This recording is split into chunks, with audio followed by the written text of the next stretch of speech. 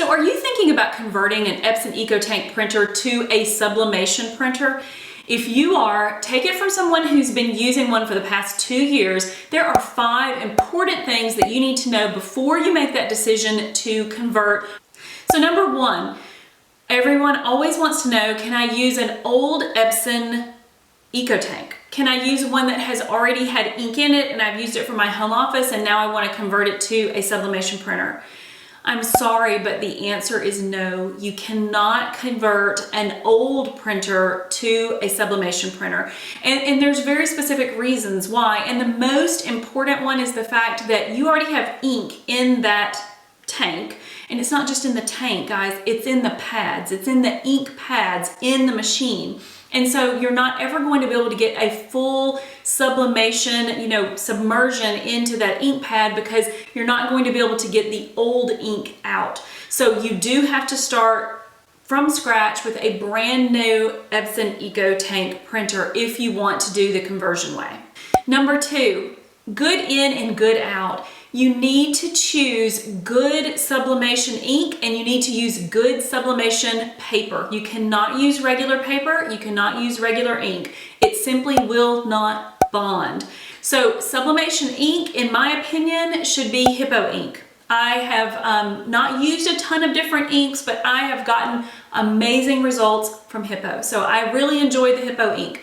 And I would say A-sub paper. So I have gotten really beautiful prints and great projects out of A-sub paper. I'm gonna put links to both of those down below so you can go and research, check those out for yourself. But I would say Hippo ink, A-sub paper.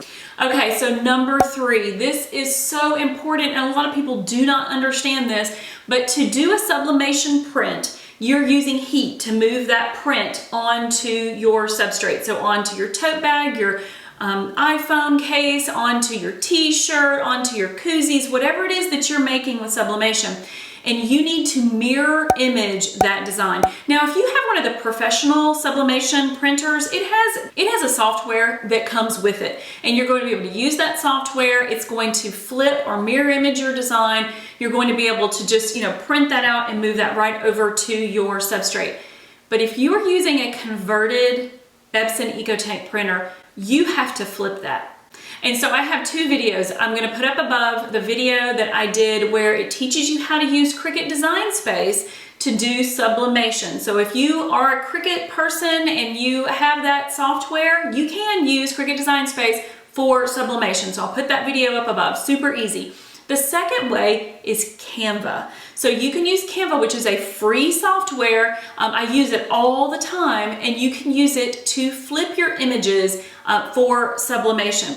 Okay, so number 4, and this is so important. I'll be honest with you, when I first started out with sublimation, I did not understand this concept and I didn't do it right and my prints did not come out beautifully.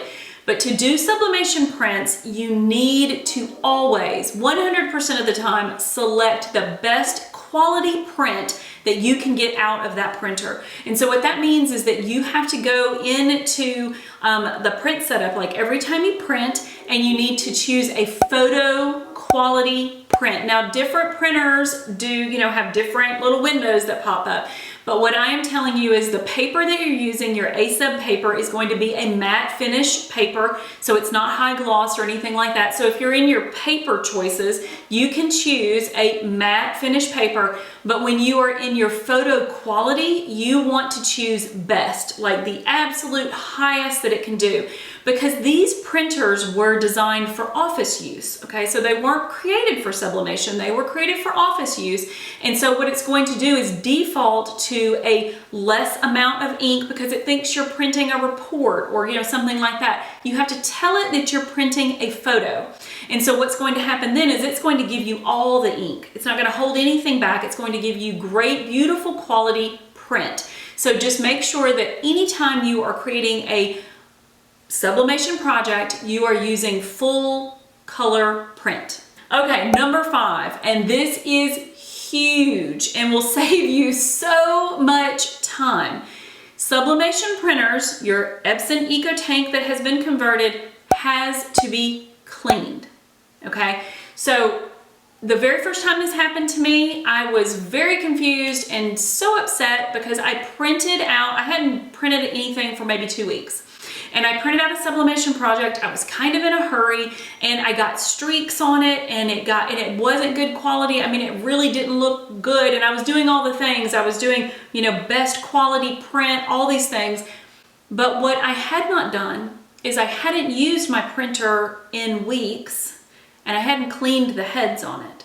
And so EPSON ECO TANK printers have to be cleaned.